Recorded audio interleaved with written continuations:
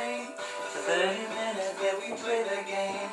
Red mango, Rita, they were drinking in the Coldplay song that you were singing. I'm back right now. You got me thinking, and it's crazy. I remember every detail, but I do. From your blue jeans to your shoes, girl, that night was just like you, unforgettable.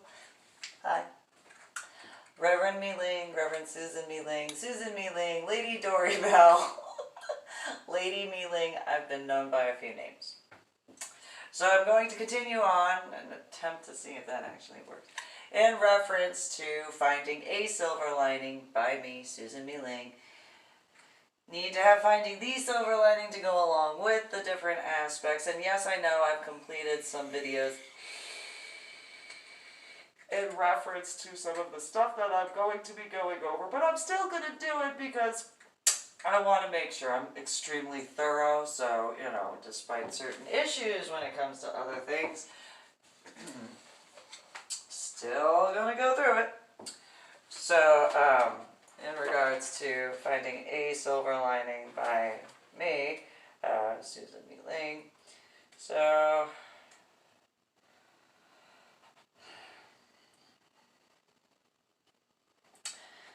going to go into chapter 13, which is ironic when you think about certain aspects of my spirituality and spiritual studies, and the specific chapter of chapter 13 has to do with 9/11, the 11th of September 2001, when the Twin Towers were struck by unsuspected planes which had flown into the Twin Towers on purpose.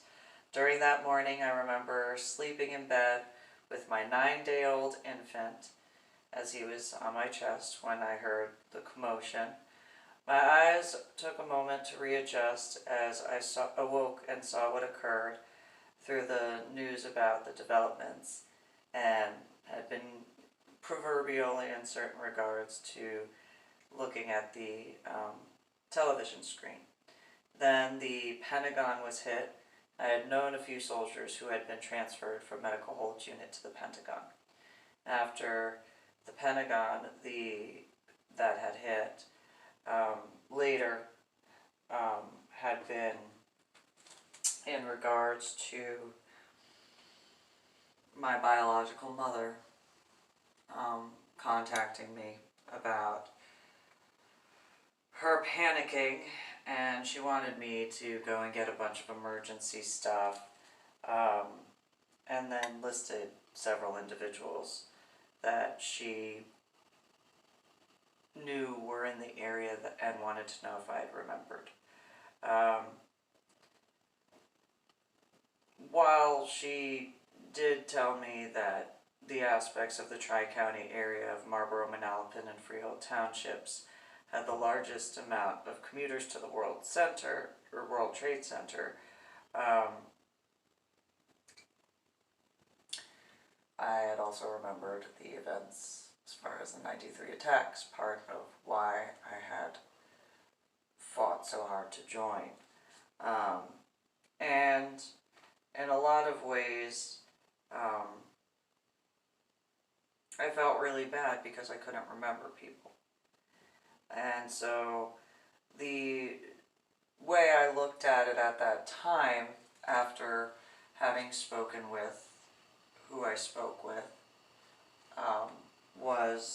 is it better to retain all of my childhood memories, lessons, and experiences, or only the ones that were most pertinent at that time? Or is it better to lose the majority of childhood memories, lessons, and experiences if the purpose had been to join the military to protect and help the individuals and groups with the lost experiences, memories, and lessons that have been in regards to the cause of the memory loss in certain regards to that particular day? And while I've discussed it and didn't necessarily put it fully in writing, it was one of those aspects which I did put it in writing in reference to what I remembered from the 93 attacks. As far as what I had done that particular day, I only really talked about it. Not because I was ashamed of what I had done, as far as contacting the individuals that I had. I was never ashamed of that. However, when I had put this together, as far as the two books in specific of Finding a Silver Lining and Finding the Silver Lining, I did not want a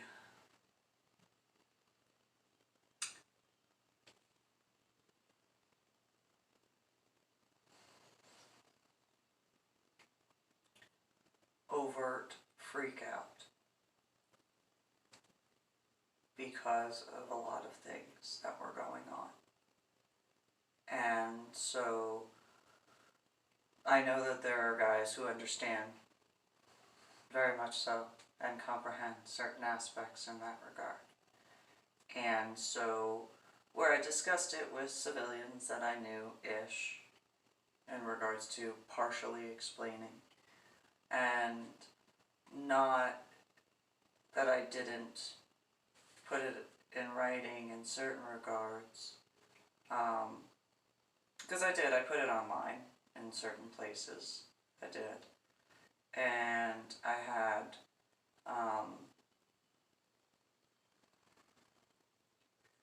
had some notebooks that I had handwritten at that time.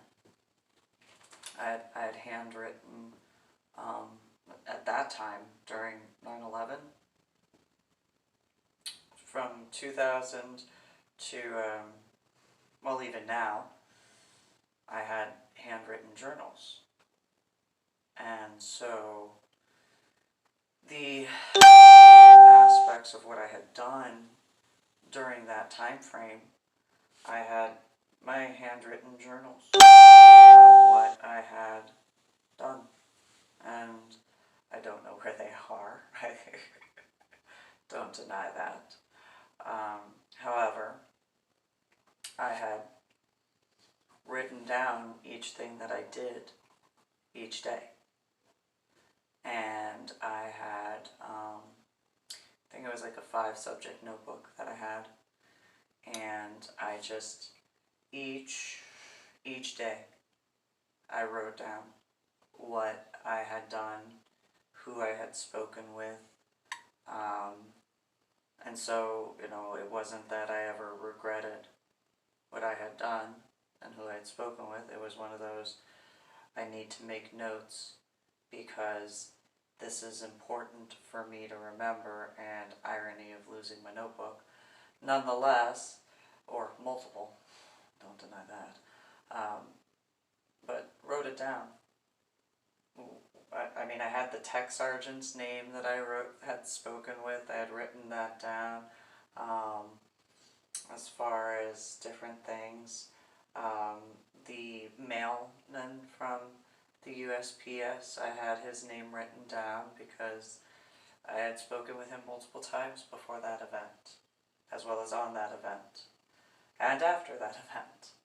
And then when I had stopped writing in my journal in regards to the stuff going on at that point in time, was when my son was hospitalized.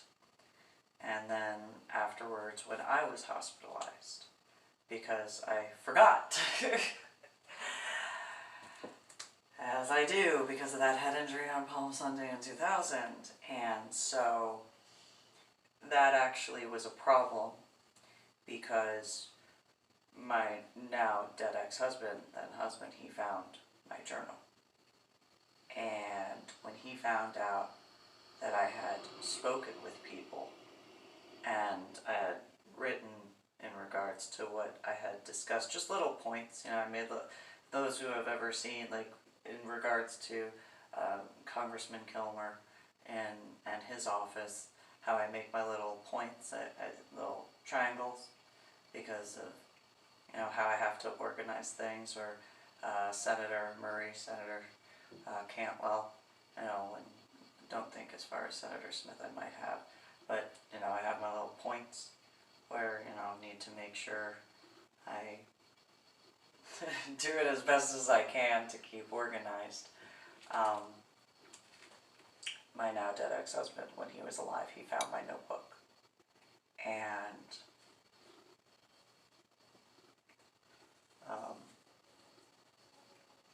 I dealt with a few things, several conversations in that regard, and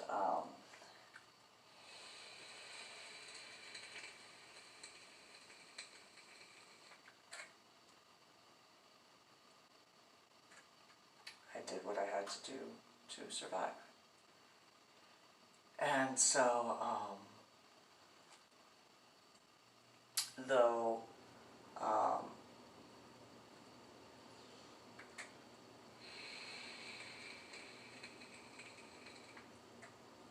he found that, and was extremely, extremely angry with me, as I've told other people at various points in times, that can't be undone. I did what I had to do to make sure that people were safe. And realistically, there were people who just didn't understand what was going on. I know that it was confusing. It was a confusing point in time, obviously for many people. And I mean, even law enforcement and military guys. And I mean, that particular tech sergeant had let me know that I was accurate when it came to getting his truck squared away and being able to go on post. And he even said that just as I told him that there was going to be a guy that really needed to get to his spouse, that he was able to get to his spouse. And it was what it was when it came to the regards of my son having been hospitalized and that time frame. I mean, I slept in in the rocking chair because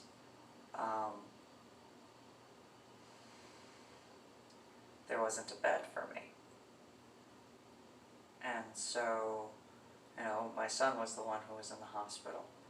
And, the rocking chair had reclined a bit. So I had done what I needed to do to make sure I could take care of him while being there. And then the different doctors, when they came in and asked me questions and stuff like that. And then he was out of the hospital about a week, maybe a week and a half later, and then about a week, maybe a week and a half after that, then I was in the hospital.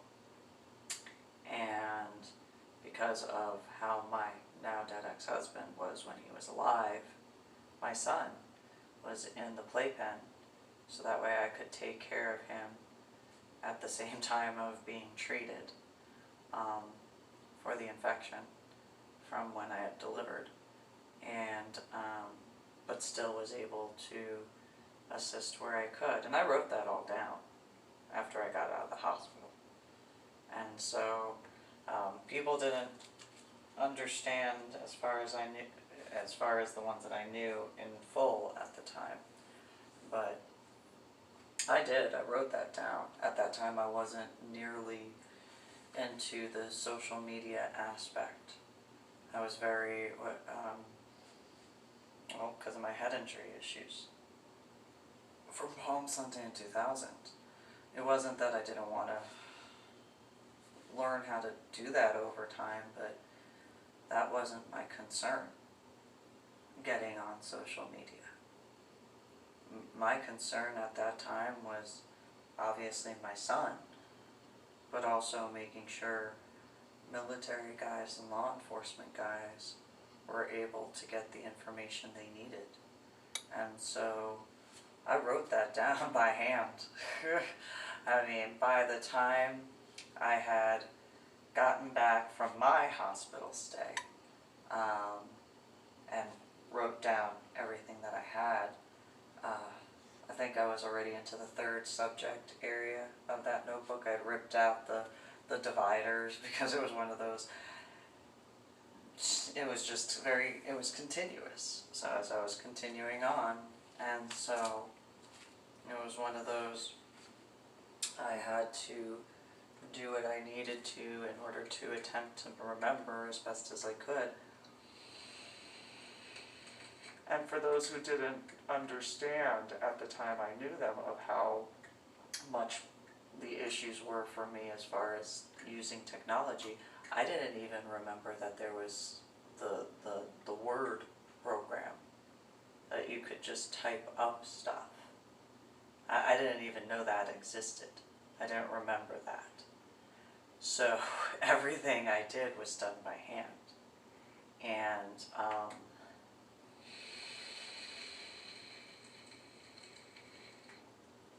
but I did write it down. I wasn't ashamed of it. I'm still not ashamed of it. I'm aggravated in certain regards of other things. However, I did write it down. That's part of how I'm able to remember certain things. And so, in regards to my tattoos, they go everywhere I go.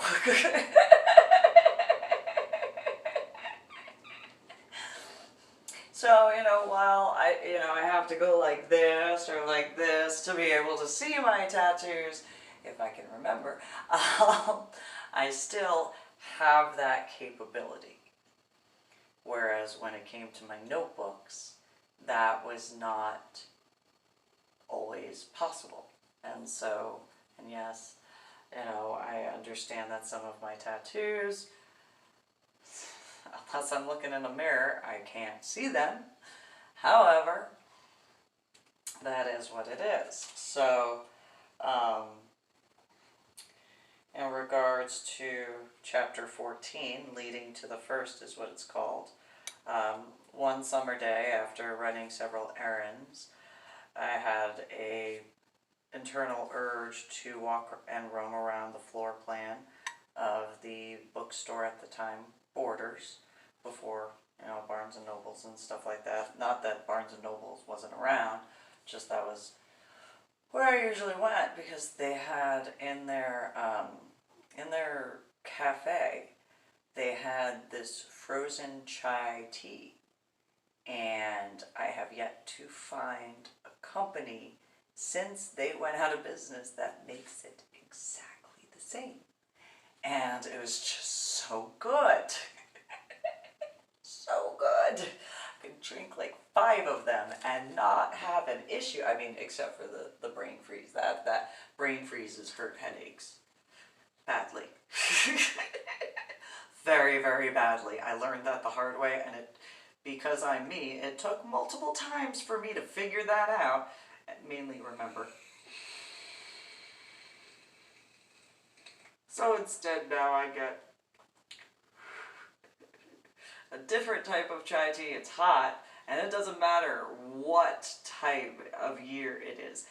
There have been times in the middle of the summer I have gotten this, and it's at Starbucks, but I have to order it a specific way. It's the venti chai tea with a total of 3 shots of espresso, 7 pumps of chai, extra, extra hot.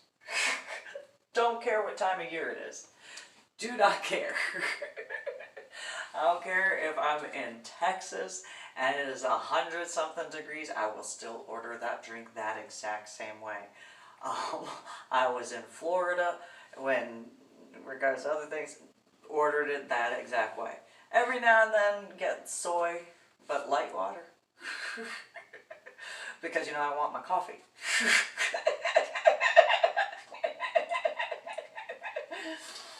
Just saying, I don't like things weak. And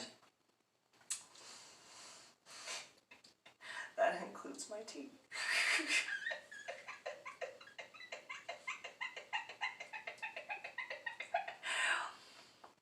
And so, nonetheless, going back to the books, When I had gone into Borders, I saw the first two books that I had read in New Jersey when it came to paganism.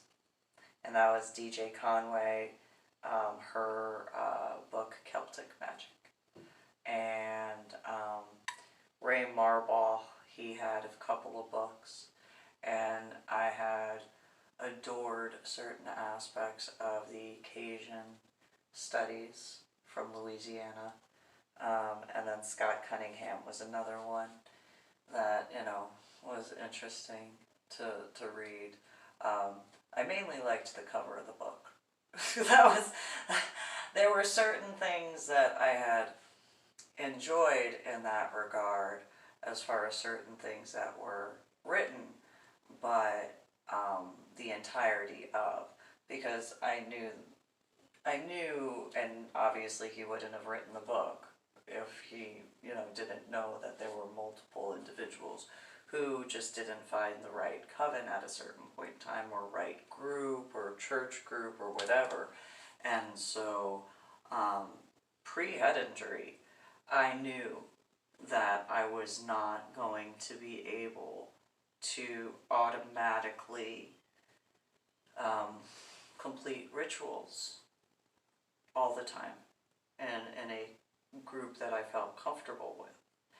And so there's kind of an odd dichotomy in that because of a weird connection in regards to Angel Moroni's Church of Jesus Christ of Latter-day Saints, founded by Reverend Prophet Joseph Smith, because at that time, pre-head injury, I had not had any discussions with anyone that I knew was Mormon. And so, I could have and not known, of course. However, there's kind of that weird dichotomy post-head injury on Palm Sunday in 2000, where certain life circumstances that are just extremely similar, kind of eerily similar in that regard. And, as far as his life and what he had done as far as contacting different organizations to assist with certain things. And, later in life, after essentially the church was established, he was actually able to enjoy life. Irony. However,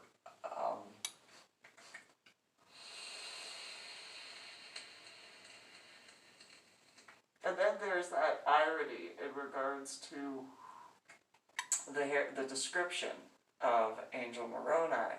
And at that time, when Reverend Joseph or Prophet Joseph Smith was around, females, they did not have short hair at all.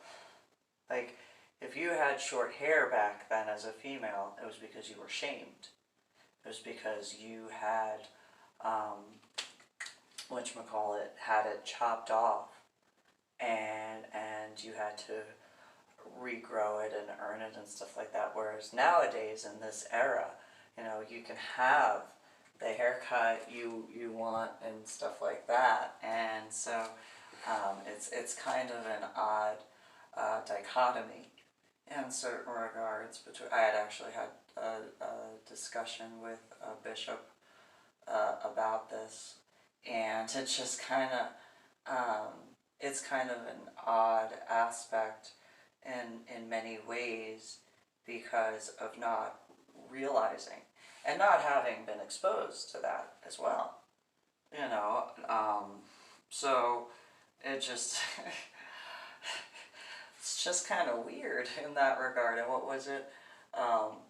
There were other people who had to get involved on behalf of, Prophet, not Reverend, Joseph Smith, because there were just too many aspects and stuff like that, and couldn't figure out that sort of stuff. But then again, he also had a couple of things that he was dealing with at that time.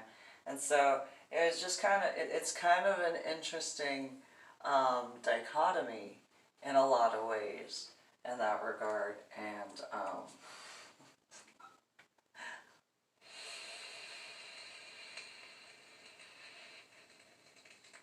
then like the outfits and stuff like that, as far as when I've done modeling and the like. So, but continuing on, let's see, and about the same age. I was like 1 year younger than when he started stuff. Like I started at 13, he started at 14, which is kind of interesting in that regard. And then, yeah, when I had found the books after my head injury on Palm Sunday in 2000, my now dead ex-husband, then husband, was infuriated that I was looking at different spiritualities. He was upset because I had initially gone to churches. And he was like, why do you have to look at churches? What's wrong with you? Because I'm spiritual and religious and stuff like that. And I had initially, the first church I had gone to was in 2000 or 2001. It was like, right, I think it was shortly after 2001 began, because I was still in Lincoln Green Apartments. And it was an evangelist church because Anna, my biological mother, told me that all churches are exactly the same. No, they're not. No, they're not. And not at all. And they have similar beliefs in certain regards, but they're not all the same. And I'd been very nervous. Did not understand what was going on. And then the next church I had gone to was a Presbyterian church, and it was off of 410, and they had a handbell choir. I was like, oh, I know what handbells are. I know what those are. I remember that. And spoke with the pastor of both of those churches, and mainly because of that situation I was in at the time had been the reasons why I wasn't able to return. And then I found the pagan lifestyle out in San Antonio. And there was Pagan Night Out, and I got to meet a bunch of individuals. And my now dead ex-husband, then husband, just refused to let me go by myself.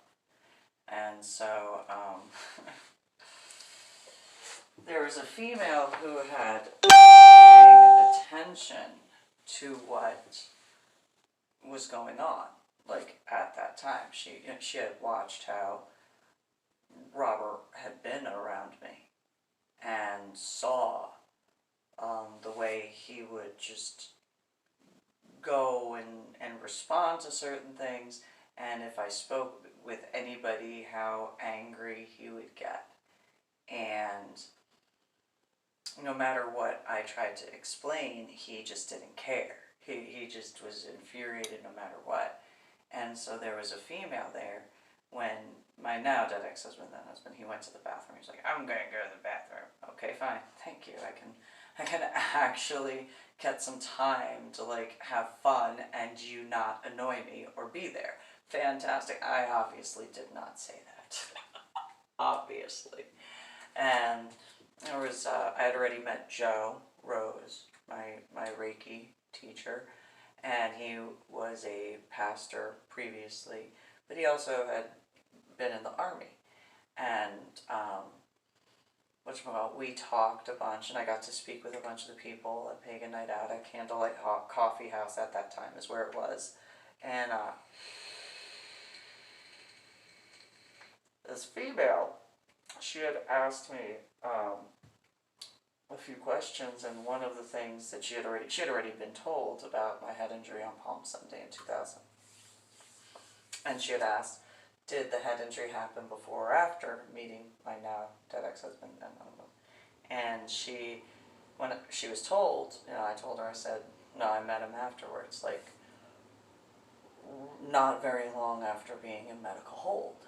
I mean, I was in medical hold sometime around July.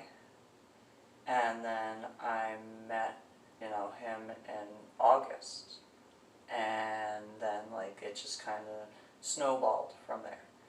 And she had asked if he had been informed of my head injury on Palm Sunday in 2000 before, we got together. And I said, actually, yeah. Actually, he had heard about me. And because he had heard about me from other soldiers in medical hold unit who were, essentially upset because I kept messing up and I was constantly getting in trouble, he had wanted to know who I was. And he had, later told me that he had spoken with his sister, Mary Evangelina Nichols Osteen, and the two of them had, talked about stuff and finding me. And when I told the female that, she was like, have you ever heard of abuse? And I asked her, what's abuse? I literally had to be told what abuse was. And I told her, I said, well, after waking up from the coma, I had to learn colors. And I had to be taught how to count again. And so, what is abuse? What is that? And she kind of, her eyes got really, really big. And the people that were at the table, they all just kind of looked at me. They were like, oh my God, you don't know. And I was like, I don't know a lot of things, so you're going to have to kind of narrow that down a bit. You're going to have to kind of let me know, that's a really broad amount of things that I don't know. Not trying to be rude, what do you mean? And so she had to explain to me the difference between emotional abuse and physical abuse and so on and so forth. And I was like, oh, well, huh. No, I didn't know that was a thing. At all. And she brought up a few other points, and I had told her, I said, well, I had been told by my the now dead ex-husband that, nobody would believe me because of my head injury, because of my issues trying to explain things, the after effects from that head injury on Palm Sunday in 2000. And she had said that, there were people who actually would, and I was like who? Who would believe me? And she said, well, I've seen all I need to see to know that that guy is abusive. And I was like, oh, how so? How'd you see that? And she had pointed out some things that she had noticed. And I was like, oh, if that's considered abuse, then, what goes on behind closed doors, I would guesstimate you would definitely label that as abuse. And she was like, oh, what would that be? And right when she had asked that, my now dead ex-husband, then ex-husband, he comes out from the area of the building, goes to where we're at, and he's like, we need to go now. Okay. Well, it was nice meeting you. Hope to see you again. Get in the car to go back to my house in San Antonio, and he starts yelling at me. And he's like, I told you I was going to go to the bathroom because you were supposed to take the hint that I wasn't actually going to go to the bathroom and I was going to be waiting for you to leave.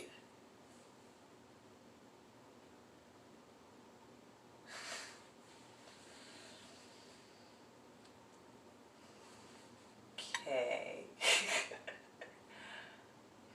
How was I supposed to know that? I don't understand how I would have to know that from you. Did you even go to the bathroom? And he said, no, I didn't. I just waited on the patio area. Okay. How supposed to be a thing. Like, I don't understand that. And I dealt with a conversation in the car, and then got to the house and dealt with more of that conversation. And then my biological mother decided that she wanted to start going to pagan night out. And it was one of those, okay, well, what I didn't know is that her and my now dead ex-husband had spoken with one another. And he had convinced her to go to pagan night out to keep an eye on me and report back to him. Oh, yeah. That wasn't. However, she was not ninja at all, you know, and so while I went and I was just myself, I went and there was one time I saw her there and I'm like, what are you doing here? Because I hadn't been told that yet. And I went and I sat with Joe and started speaking with him and, you know, why are my biological parents here? And Joe was like, who? Who? Your parents are here? Yeah. I don't know why. And he goes, what do you mean? Who are your parents? Where are they? So pointed right there. Right there. That one's Anna and that one's Mike. And he goes, yeah, that's their name. You're right. Yeah, because, you know, like, yeah. And he was like, no, they said they only have one child. I'm like, oh, would her name be Patricia? And he was like, Patty, yeah. Yeah, that's my biological sister. And he was like, what? And I'm like, yeah.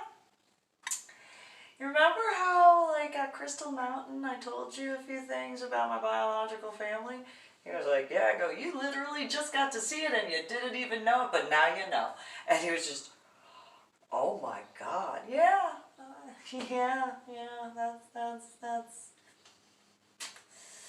That's what happened. So yeah, yeah, that's. Watch. I'll go up, and she will turn her back on me, and she will deny knowing me, and watch when I go to get in front of her, and then say, you'll hear me say, "Hey, Mom," and you will watch her deny me multiple times. You will watch it, and you will see it with your own eyes. I guarantee it. And he looked at me and was like, oh my God, okay, Fairy, go ahead, because, And so I walk over there, and every time I tried to get in her line of sight, I was one of those, she kept turning around and turning around and turning around.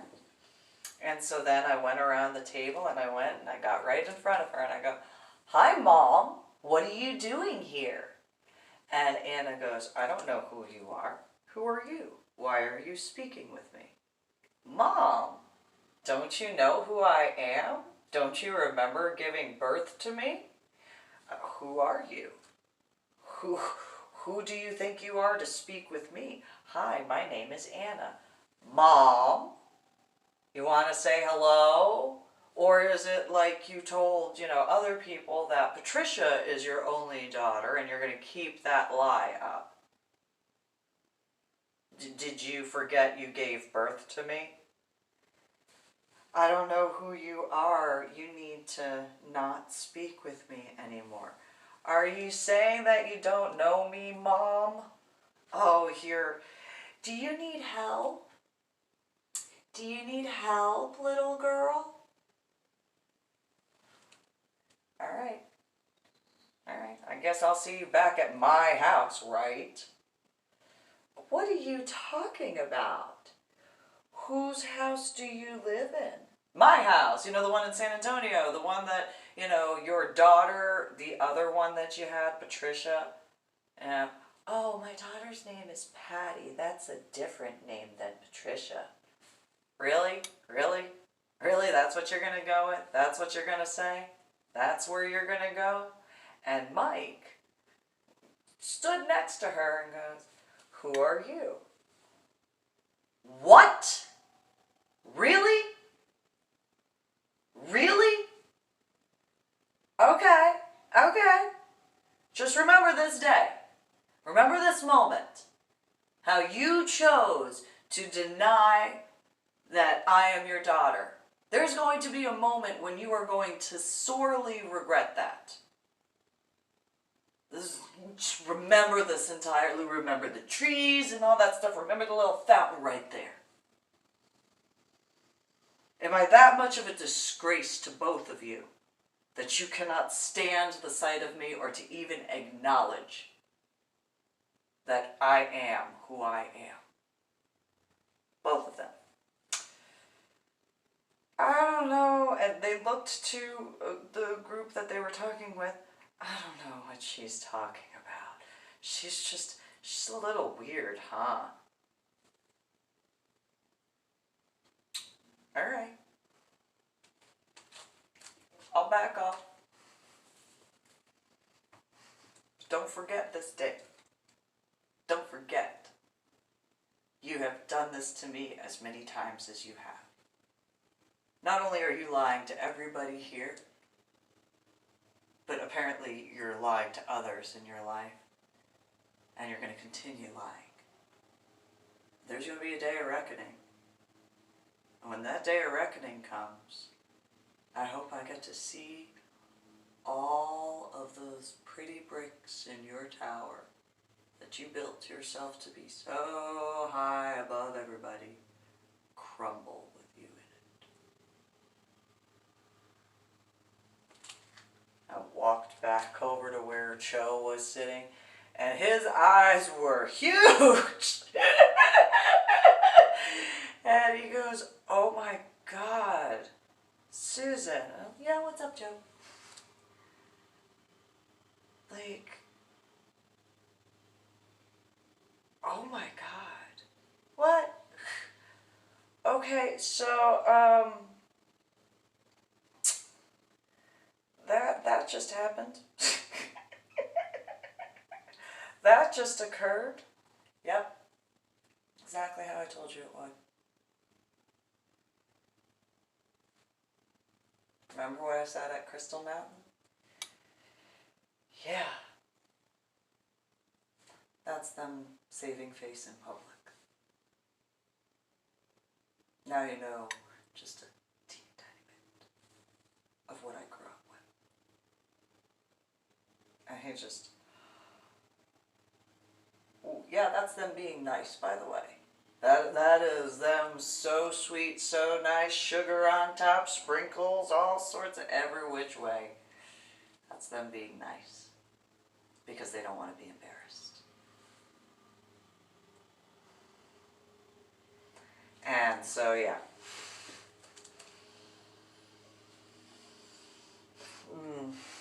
But then Anna started going to drum circles and stuff like that, and had continued on that way, and Patricia was the exact same way, and meeting my biological sister, and that has been proven repeatedly again because, well, there was the time in reference to people in Austin. "Hey, do you have a... Yeah, she goes to... She's probably going to deny being related to me, but yeah." Yep, that's why. Yeah. And then including when meeting the guy that she wound up getting married to. And, "Hi, I'm her sister." "What? Yeah, she's from college." No, biological. "I know you do not see the resemblance because, you know, I don't look like that at all."